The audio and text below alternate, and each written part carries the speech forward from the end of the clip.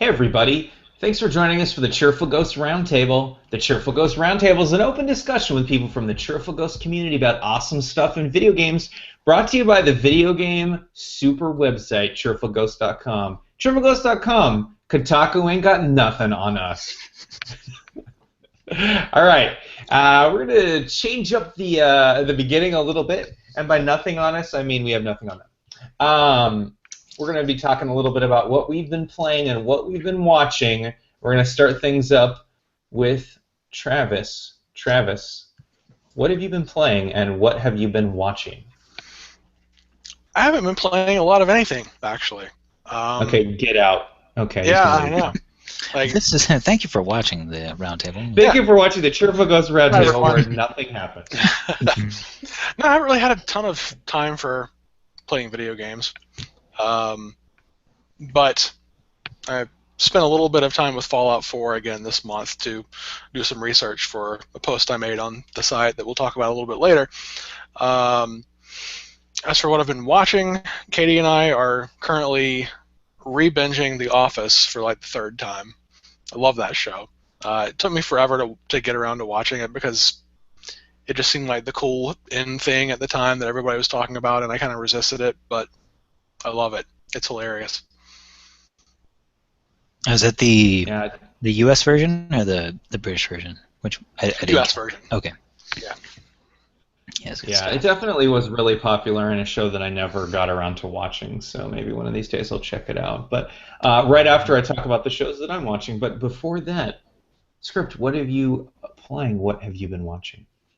I have also not been playing very much, but this past weekend, Ubisoft had the open beta for The Division on all the systems, I believe, and I was playing it on PS4 quite a bit just to test it out. I did the closed beta last month or whenever that was, and felt the same. They introduced another mission in the open beta, and it went well. It was nice to see a little diversity. I have been playing Rocket League off and on. That game, I think I've decided that game is like the best game, for me, the best game that's come along in like a number, maybe the past decade. It's just a really, it's so replayable. It's so well polished. It's just a fun freaking game to play. And a buddy of mine in Alaska and I have been playing. Actually, there's a couple of them there. We've been playing 3 versus 3, doing the rank stuff, and it's super competitive. It's just really, it's really good. It's a lot of fun. As far as what I've been watching, I finally finished Sherlock, the Benedict Cumberbatch series, and completely surprised me. I think my absolute, well, no, I'm not gonna. I was gonna say what my absolute favorite part was. I don't know. How long has it been over? Can I say spoiler alert? Have you watched the Christmas episode, Abominable Bride? Is it over though? Is it over though? I mean, I think they're making more, right? I mean, they're making more. Is it? Yeah, I don't know if they're making more. I mean, I'm assuming. But the last season was 3, right? They did 3 seasons, right? Yeah, they've done 3 so far. How long ago was that? That was like beginning of 2015 or end of 2014. It's been a while, but and they just had the Christmas episode that aired. Well, Christmas. Oh, I have not seen that. If it's not on Netflix, I haven't seen it. Okay, no, it's not on Netflix, but you can find it if you know what I mean. I will find it. But have you guys all seen Sherlock? Yep. You have. Okay, cool. So, spoilers for anybody that's watching. I'm just going to say what my absolute favorite part was: the speech that Sherlock gives at John and Mary's wedding. I think that was the best part of the entire series for me. It was just a lot of fun. I remember really enjoying it, but it's been so long since I've seen that scene that I don't remember it very well. But yeah, it was just a moment of him being speaking with clarity on how he's perceived and how he knows he can be a bit of an ass. He's in his head all the time. Yeah. And but he shows a very big spark of humanity in his affection towards John and his loyalty and his appreciation for John as a friend, and that it was just really cool because I think it took everybody that was watching the show by surprise, but the way they portrayed it in the setting of the wedding, it took everybody in the crowd and John and Mary, it took everybody by surprise. And so you felt the reaction with, and I feel like they did that a lot with the show. You were feeling things that other people were feeling. It was very symbiotic. The emotions that ran through the show. Yeah, I've never heard it put that way. Yeah. That's a good point. Yeah. It was fun. It was very fun, and it made me feel really like I wanted to just start reading more. Yeah, I actually picked up to get smarter. the original Arthur Conan Doyle stories because of the show. They're great. Right. Yeah. It's fantastic. And do you agree that John Dodson looks like Moriarty? Who's that? John Dodson? Oh yeah. Yes. I think he does a little bit. Yeah.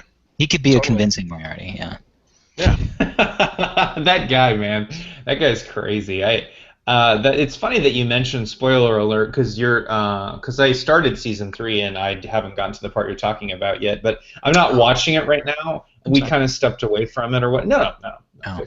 The show's been out for a long time. I've had every opportunity to watch it. We just stepped away, watched something else. But that's interesting. Yeah, I'll definitely give it another look. See, then that's I like the show a lot. I think it's really cool. It's an interesting format, kind of like a movie-sode format, which I thought was really neat. And it's not really a huge spoiler because I mean it's canon that you John can kind of see it's going to happen anyways. Yeah, but I mean that's part of the Sherlock thing. John marries. Okay. Yeah. That's cool. So what I've been playing, I've been playing my version of John's Rocket League, which is Hearthstone, of course, and I've been playing a lot of that, and I've got the Hearthstone Dailies for Ghost streaming show that I've been doing. I did my most favorite one last week, which is episode I think 4 now or 3. Anyways, it was really fun. It was like a short 17 minutes. I just recorded it right before I was going to head out to a thing, and it turned out to be a really, really fun episode. And I've really been enjoying that. Hearthstone a lot, of course, but I've been playing that. If you've been watching the roundtables, it's no surprise to anyone. But recently, what I decided to do, I started with last year's Portland Retro Gaming Expo, and sort of continued it now, is rebuying all the old retro games that I really want to get, that I really kind of want to go back and play again. Not necessarily to collect, although that's part of it, but mostly it's to play. So the game that I just finished was Link's Awakening, again on the Game Boy, and I'm going to do a more formal post about that on Cheerful Ghost really soon. So yeah, so I'm going to be writing up more about that, and boy, was the game great. It was just fantastic. I've been doing these weird off-camera videos of story beats from the game that I've been posting on my YouTube channel, kind of like filmed at a Dutch angle in 4K of the screen of the thing I'm playing on. So it's kind of this weird, and then it's weird how the pixels interact with this 4K thing when the camera gets lighter. It doesn't. Anyways, I filmed up all the way to the end, and I filmed the ending, and so I'm going to keep releasing 2 of these, maybe a week or whatever in chunks. You can go there. It's in a section on my YouTube channel, the Cheerful Ghost YouTube channel called Game Fragments. You can read some of those. I think I'll take little snippets of retro games kind of that way, as I'm playing them, as I kind of find it's interesting to do that. I thought Link's Awakening especially so, because I think it's actually a fairly cinematic game. For being a Game Boy game, it's actually really cinematic.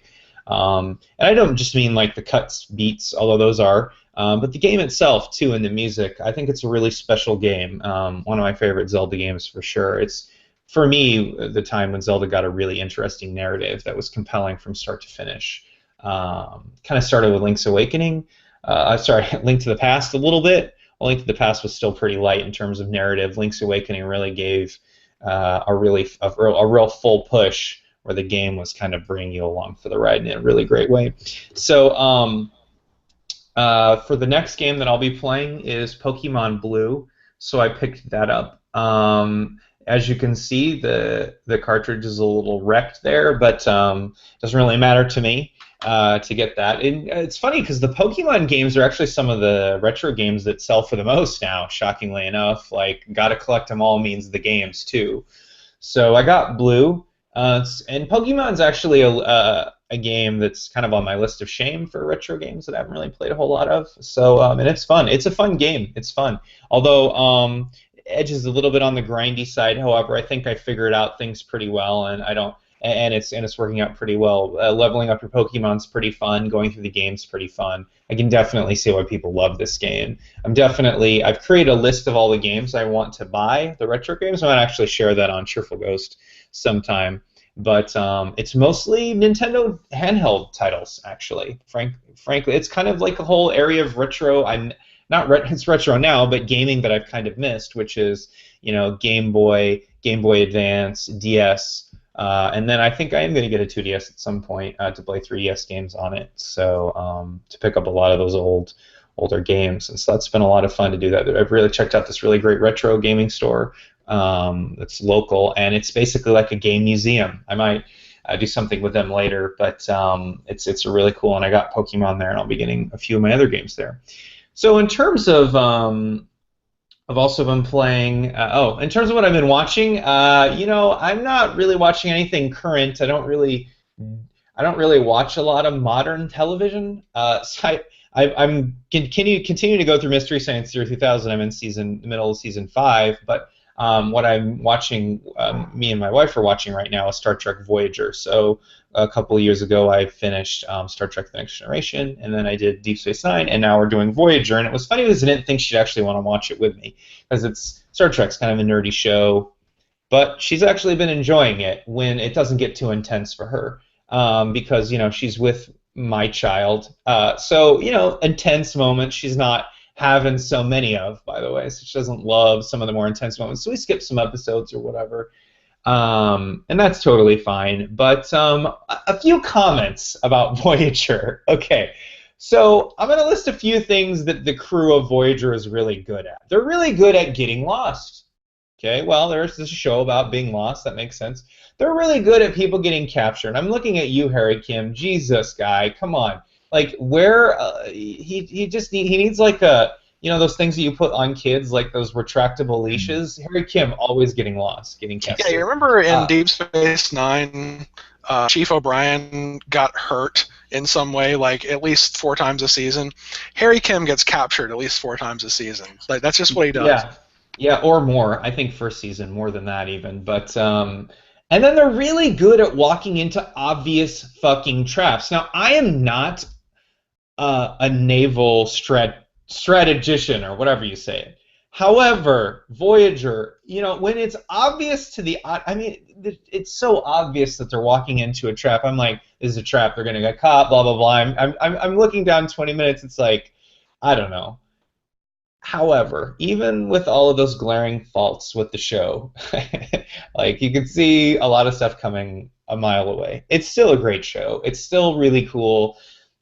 It's funny that I'm talking about this now because diversity is a big thing now in 2016. However, Voyager was huge. It had a female captain. It had a Native American first officer, Harry Kim. It had B'Elanna Torres, which is a half Klingon, half Latino. I'm not sure exactly. And then it had like a black Vulcan, and the only white guy in the principal cast was Tom Paris. So it's an interesting show because I never noticed that element of it before. But now when I watch it now, I'm like, oh, this show's actually pretty different. So even in that way, like, there are a lot of times when the show can naturally sort of address those kinds of topics, and it doesn't do it heavy-handedly. It doesn't do it stupidly. It does it really well because I think that in the universe that Gene Roddenberry envisioned, this is just a thing that humanity has evolved to, and I think it works for the show. I think that they played that actually really well. So it's not a new show that does diversity naturally and better than some shows, I think, which is crazy because it's not even a current show at all. So really enjoying that. Really enjoying that a lot. So moving on, Fallout 4. Apparently was a thing that people play. I don't know. I never got it. Just kidding. I got it. as a thing, and they just recently talked about new DLC. Travis, what new DLC are we in store for? You wrote a nice post recently. Well, actually, a double shot of Fallout on the site recently. So, what are we looking for the new Fallout DLC? Well, there's one DLC coming out that has it's going to be adding a ton of like craftable stuff for all your settlements, and it also includes a fighting ring for wild creatures that you capture, which sounds Right, it's like a Pokemon simulator and Fallout. yeah, like So gotta catch them all, gotta make them all kill each other. That's Or cool. Yeah. you can also tame them. I guess the nice way to do it is to tame them and have them as buddies. Or you can have them fight to the death. Whatevs. But there's another one where the God, I can't even remember the guy's name. The Mechanist unleashes a horde of robots onto the Commonwealth, and you've got to go track down all these robots and eliminate them and craft new robots with the parts they drop, so you're going to be able to build your own little robot companions. Those are the two small If you've ones. noticed one theme in so far, everything Travis said is more crafting and more Yes. that, which was a huge part of Fallout 4 that I did not expect everyone to love as much as they did. Yeah, it's got its problems, but it's a lot of fun. It adds a lot of depth to the game. But yeah, those are the two small ones that are coming out in March and April. In May, the big one is coming out, which I'm blanking on the name right now, but it's going to take you to Maine, where you're trying to find a missing girl who's in a Far Harbor. Far Harbor, yes. We're trying to find a missing girl who's gotten involved in a group of rogue synths who have escaped the Institute, and they're saying that it's the biggest in terms of world size. It's the biggest add-on they've ever released for a game, and having played Oblivion through 3 or 4 times, and the Shivering Isles expansion pack of that is my favorite thing that Bethesda has ever released. I spent 25 hours just on that DLC. If this is bigger than that, they're setting up for something amazing as long as they fill it up with interesting stuff to do. But yeah, I'm really looking forward to that. And you've got, let's see, 8 more days to get the season pass for $30 instead of $50 because they're planning more DLC than they had originally thought they would. So they're bumping up the price of the season pass. But if you get it soon, you get all that cool stuff for $30. So before we start nerding out on that, I wanted to ask Script a question. Script, originally, in sort of our discussions, you just went on, friend chats, you mentioned that you were going to sort of return your Fallout 4 game, and sort of get some credit to buy another one. I'm curious, does the news of this DLC sort of make you pause that, or are you still gonna bring it back? I'll tell you, John. No, it doesn't. Not at all. I'm probably still gonna bring it back. Right. Mostly because more game. Or I did not. I just, well, for one, and I realize, I think now that they've patched it for the PS4, it was super buggy on the PS4. The frame rate drops were a part of it, but I mean the game would constantly crash for me. I mean it crashed 3 or 4 times while I played it, and I think my character is at level 12 or 13 or something like that, so not super far into the game. Games shouldn't crash that much. That's terrible. No, and I don't know. It just didn't. I was having flashbacks to Fallout 3, and I didn't love it, but I played a lot more of Fallout 3, and I enjoyed it, but I never finished it. And Fallout 4 for me feels just a lot like that. And I figured that what I do is trade it in now while it still has value. Because I'm kind of looking forward to playing The Division. I've got a lot of friends on the PS4 that are playing it, but I might not even do that. I might hang it up for a while, but and then I figured I'd pick up Fallout 4 on the PC when it's on a Steam sale, a year from now, and get it for dirt cheap or something like that. So I think that's a really great idea, especially I or don't. Game of the Year edition or whatever, right? Yeah, I don't want to walk away from it completely, but I just I don't. I'm I find myself playing games these days that are more multiplayer and social, and so Right. getting so deep into a game that really requires a lot of time and investing, and there's so many little nuances like the crafting and the settlement and stuff, which really I don't know. I just no. So I'll unfortunately I'm going to pass on it, and I'm sure Yeah. everybody hates me now, but No. that's what it is. No, it's okay. It's rotten hell, you son of a bitch. No, that's totally fine. No, I will say that they did patch some frame rate issues on the PS4 and Xbox One version, and a few crashes. But I think I hadn't heard it crashing as much as you're experiencing on PS4 before. That is pretty rough. And it could, I don't know. I don't think it's my system. I mean, I've played. It's not it's not refurbished or anything. It's a solid system, and I play almost everything on it. Never had issues, so I don't know. Yeah, Bethesda doesn't have a great track record with developing for Sony. All the last gen games from Bethesda ran pretty terribly on the PS3 when compared to Xbox and especially PC. Right.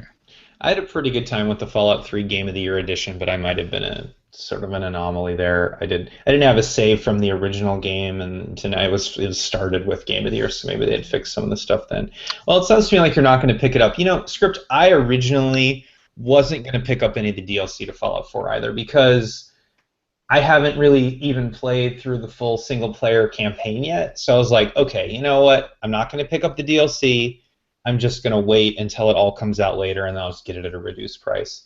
And then they're like, okay, we're going to release 3 DLC packs. It's going to be $30. Oh, and by the way, we're going to release a ton more, and then we're going to raise the rate to $50 because we're going to release an extra stuff that'll actually be $60 if we sold it individually. Just the extras are going to be $60. And then White Boy Slim posted on the side about the Green Man Gaming deal, which was 20% off.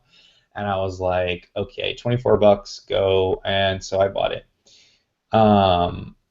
Yeah, I'm probably going to play it all, but like you, I agree. And we'll talk about this. I think we're going to do... speaking of, we are going to be doing a Fallout 4 episode. We're going to dedicate an entire episode to that next time. So if you have any questions, and I'll mention this again at the end, or anything you want us to talk about or anything that you had, drop those in the comments below, and we'll read them out in the show. So it should be good. Any questions or any topics or anything? Maybe that's what I could do during the Fallout episode. I could read viewer questions. That way I'll have something to contribute.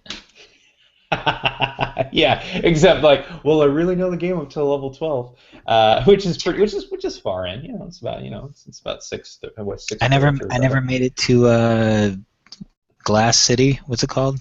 Is it Glass City? Oh, Diamond City. Diamond City. Yeah. It's in City. Like Boston baseball stadium. So baseball Diamond City. Oh. True story, was out with a friend at lunch, and we were talking about Fallout 4, and I'm like, yeah, Diamond City. He's like, you do understand why it's called Diamond City? I'm like, no. He's like, it's a baseball diamond. It's a baseball field. I'm like, oh, sweet! I didn't even notice. Didn't even, just like right over my head. And you get an achievement if you run all the bases, so there's a nice little tip. That's awesome. I didn't even know that. That's great. I should try that. So I'm really excited about and the reason why I bought the DLC mostly is because it seems like a grab bag now. You don't know exactly what you know what you're going to get, and that all there is fine, but you don't know what all the other stuff's going to be, and that's interesting to me. So I did pick it up, but it's cool. It's going to come out. So Travis also had for everyone who's playing Fallout 4 and wants to get every ounce of amazing, Travis had a post on. You can talk a little bit about it on Cheerful Ghost. It's an awesome post. You can find all the little collectibles throughout the game and find a lot of little secrets that the developers threw in. Yeah, it's great. I definitely am now citing that when I'm going through the game and trying to be like, okay, I want to do that. What do I want to do next? So I go there. It's really great. So check that out. Okay, so Star Wars Episode 7. We did a whole episode about that. Maybe we even did 3, depending on how you count it. Talking about Star Wars Episode 7. I posted on Cheerful Ghost, Episode 8 is coming out. They showed a little spoiler, not a spoiler, but it's like a, hey, we're starting the filming. They showed Rian Johnson. Even the trailer itself, just that was cut differently than JJ. It had a way different tone. I thought it looked a little bit different than even maybe what JJ would have done. So far, Rian Johnson's been tweeting more stuff than JJ did, which I think is interesting. Wait, hang on. Can I interrupt you for a second? Did you say there's a trailer for Episode 8? No, not a trailer. I posted it on Cheerful Ghost. It's like a hey guys, we're starting production on Episode 8. And we just started filming. Remember that thing? Not a trailer. Yeah. That would have broke the internet if that came out. No, it's just like starting up filming and Rian Johnson, and they showed Luke and Rey from the end, and it's kind of a different angle, different shots kind of thing, but same kind of tone. So my question is, now that I've seen Star Wars 7 3 times in the theaters. I don't know how many times you guys have seen. I'm curious now that we've thought more about it, because I asked this back when we were doing our review, but it was still so new and fresh we haven't time to digest it. But what are we really looking for that movie? Like, what do we want to see happen in it? And we can just talk about this briefly. I don't think we have to spend a whole lot of time on it, but I think my answer is a little bit different than what it was. What do you think, Script? What do you got? Honestly, the thing that I want the most is just for the new director not to fuck it up. I mean, that's the thing that I want the most. Don't screw this up, Johnson. You have one job. Exactly. One. So I mean. So you don't want him to go full Binks, is basically what you're saying. Right. Yeah. Just it'd be cool if you could keep the same mood, the same gravity, just more character development. I guess you could. I don't want him to introduce too many more new characters. I'm assuming that they will at least bring in two new actors were talked about, more than two, but specifically Benicio del Toro and Laura Dern from Jurassic Park. I did hear about Laura Dern. That's exciting. Yeah, I don't know what she's going to be doing, but I'm really interested to see how that's going to work. Yeah, and Benicio del Toro. That's I hadn't heard that one. That's gonna be epic. I love him as an actor. He's so cool and creepy at the same time. Yep. So yeah, I don't know. More. I mean, obviously, just the basic stuff. I want to see them explore the Jedi Temple and some of the history of the Jedi Order. Maybe talk about it at least from the new canon perspective, and just find out Rey's heritage.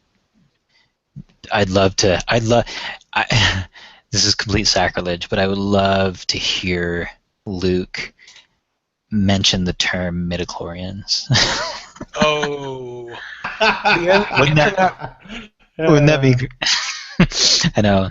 It's never gonna happen. Just like he's like, okay, first scene with him and Rey. She's like, here's a lightsaber. He's like, oh, nice. Okay, I lost this one. Oh, there's no blood on it. Weird. Okay. Oh, hey, by the way, I need to give you a blood test. Can you come over here for a second? Holy shit! What the fuck? Did you? Sorry. It's like how you got your midichlorian germs on it. Exactly. He gives her a blood test immediately. That'd be awesome. Sorry, something fell over here. That was okay. Yeah, that'd be interesting. Like if he's actually reading it from some old Jedi text and like a glossary of Jedi terms that he finds and that's like midichlorians are the thing that was invented to take all magic away from this universe. Oh, okay. Interesting. No wonder I never heard of it. Yeah. Yeah. It's pretty cool. Yeah. Travis, I really don't have. Yeah. Go ahead, Travis. Hit it, Travis. Travis is frozen in carbonite. What the hell? Travis is frozen carbonite. So looks like he's gonna reconnect. Reconnect. So, but I was gonna say I don't really have big expectations for the movie. I mean, honestly, it could. Really, you think it's going to be not good, or you just set Oh your no, expectations no, properly? I think it's gonna be good. Yeah, I just don't. I don't. There's not anything that I'm really like jonesing for that. I mean, I think Seven. I think they did an amazing job with Seven. I mean, I'd hate, and I don't think they're going to do it. I would hate for them to do like another, you know, symbiotic filming of an older Star Wars movie. Like, I don't want them to do Empires the same way they did New Hope. You know what I mean with Seven. Yeah, I Um, agree. so I'd like them to kind of do something different and kind of end that. They could make it spiritually linked, I guess, but not as on the nose. I think would be really good. is Billy D. Williams supposed to be in it? So he was asked on the red carpet for episode 7 because he was there, and someone asked him. Billy D. Williams played Lando for everyone who doesn't know. They asked him, "Hey, Lando, are you going to be in the next?" Because he brought his grandson, which was super cute. He's like, "We'll see." So that's not a no. It's also not a yes, but we'll see. So I don't know. What about you, Travis? Episode 8. Well, you were talking about the connection to like that episode 7 had to episode 4. That's kind of similar plots. One thing that I've heard about potential episode 8 is that the way episode 7 ended, it could go to the opposite of episode 5 with episode 8, if that makes sense, where you've got you know, Kylo Ren as the one who's going back for more training so that he can fight his big enemy, the same way that Luke went back and trained in episode 5. So that could be an interesting kind of juxtaposition there, but that's just all fan theory. But Benicio del Toro did an interview that really makes me interested in what the plot for this movie is going to be, because somebody asked him what he thought about playing a villain in episode 8, and he said, well, that's not the way I read it. As if, like,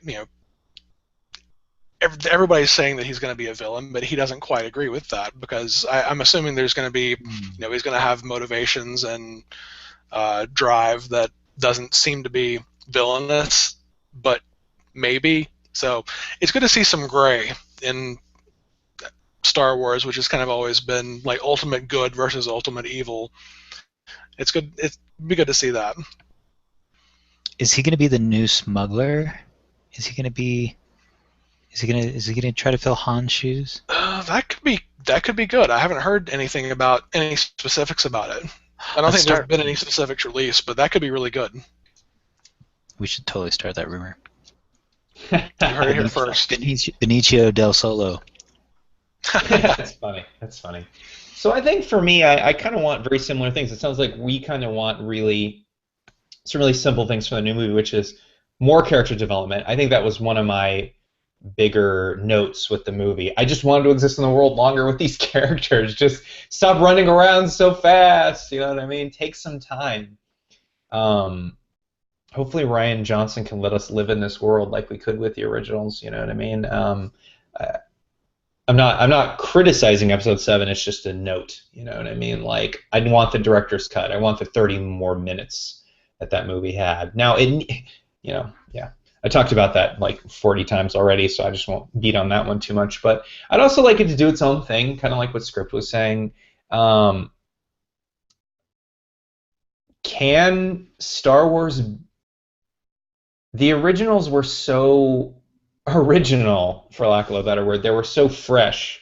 You know what I mean? They took us in such a really great direction. I wonder, can Star Wars be the new Star Wars? Can it be that? Can it do that while being Star Wars? I think that's a question. Yeah.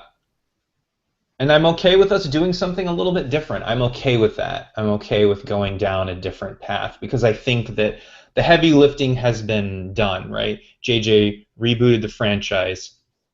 98% of all humans that saw it love it. I read these contrarian pieces on Reddit about people that thought it sucked, and I understand where you're coming from, and it's not like you're wrong. I'm just so glad I'm not you, because I had fun. Sorry you didn't. That is really sad to me, frankly. I've seen a lot of those YouTube videos too, and I wonder how much of that is just trying to just trolling, just trying to get viewers. It seems It's the popular internet. to throw. Yeah, it seems popular to throw up a episode 7 sucked, and I'll tell you why video. For every, Well, it seems like And they're all for, the same. They all say the exact same yeah, reasons they hate it. like for every fan base, like as it gets bigger and bigger, the people who hate it get louder and louder. And I don't think you can really get away from that. Then episode 7 is no different.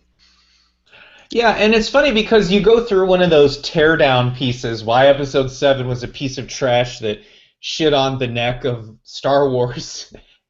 And I don't disagree with any of their points, I just don't agree with where it takes them. You know what I mean? It's not like you can't say that Episode 7 is not kind of a retelling of Episode 4, more than kind of. You know what I mean? You can't say that it focuses almost entirely on action beats and you don't have a whole lot of time to exist with the main characters, and it's kind of rushed a little bit. Yeah, that's all true. That's all true, you know. It's also awesome. So I just didn't do the 1 + 1 + 1 + 1 equals total horse shit. You know what I mean? That these people take to, you know. So Yeah, I've actually read something recently, a defense of people giving Fallout 4 like 2 out of 10 reviews on Metacritic because this and this and this and this and this were all bad. And like you said, I agree, but I still loved the game. Like I spent right. 165 hours enjoying the shit out of this game. I can agree with all the criticism and still really enjoy something. And I don't think people can. Mm-hmm. I think people can see something imperfect. Some people can see something imperfect and not shit on it. I don't know. I'm glad I'm not like that. Yeah. Yeah, I agree. And this is a terrible analogy because they are not comparable at all, but you take a movie like Batman and Robin. I know you guys are like, what the fuck analogy is this? You take all the people, okay, you sit down with Batman and Robin, you watch it with friends and a beer, and it is terrible. This plus this plus this plus it, it's so bad, it's awesome. So it's not like just because stuff sucks means it's fun to consume or watch or enjoy. You know what I mean? It doesn't always mean that. Now sometimes it's boring, which Batman and Robin isn't boring. I would argue not at all, although it's terrible. So. Is that the last Yeah. movie that Chris O'Donnell ever did? I don't ever remember seeing him after that. That's a good point. Did that I mean, kill I'm sure IMDb says no, but my Probably, movie-going senses say, yeah, the last movie I saw him in. I remember him being But what a thing, way to and it go was out. like- yeah, it's rough. And Alicia Silverstone, for that matter. I mean, It's true. Rough. It's true. I think But she what did a way to that. go, Started man. doing If that was your way to go. was that Clooney or Clooney. was- Yep. it was Clooney? Okay. Yeah, that was And they the had some one weird where choices in the for beginning Batman. of they did, and that was the movie which is so amazing. Where at the beginning they show Batman's nipples, his codpiece, his butt, and all of that, the aspects of the suit, the armor thing, and then they do the same with Robin. They show his butt, his nips, and then all this stuff, and then once Batgirl gets her suit, like halfway through the movie, they show her boobs, her butt, and everything, and it's like, why? It's so awesome. It's just like, why? Why? It's like action shots over all their suits in weird ways. It's like some creepo did it. It's so awesome. It's just weird. Yeah. I'll have to watch that again. You should. It's fun. Is it on It's Netflix? fun. I'll have to watch that. Maybe. I think maybe there's so. like one of them that is. Batman and That's Robin. awesome. Anyway, so episode 8, you can see the new production video on Cheerful Ghost. That's there. So I think we're going to wrap things up. Looks like Travis is disconnected yet again.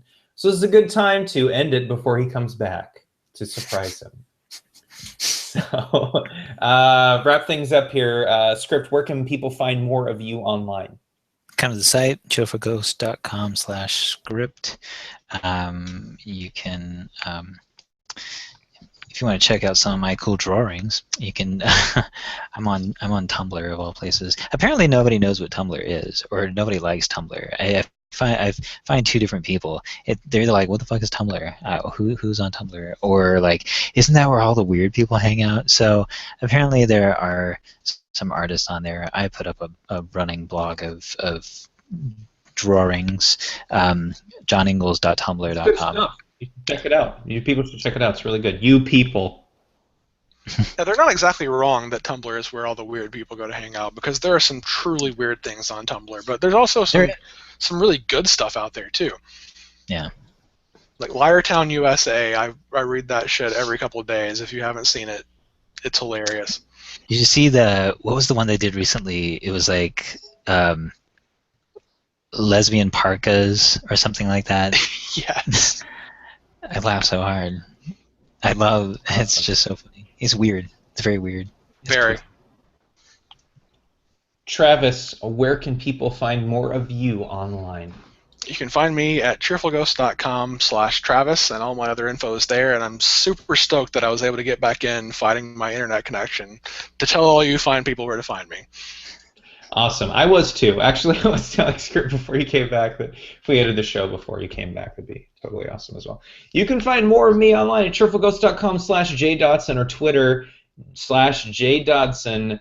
And every month in the Cheerful Ghost Roundtable, making all the kids cry. I want to thank everyone for watching this episode. Cheerful Ghost Roundtable is an open discussion with people from the Cheerful Ghost community about awesome stuff in video games, brought to you by the world's largest internet website, cheerfulghost.com. All right, thanks everyone. Have a good day. Good night. Bye.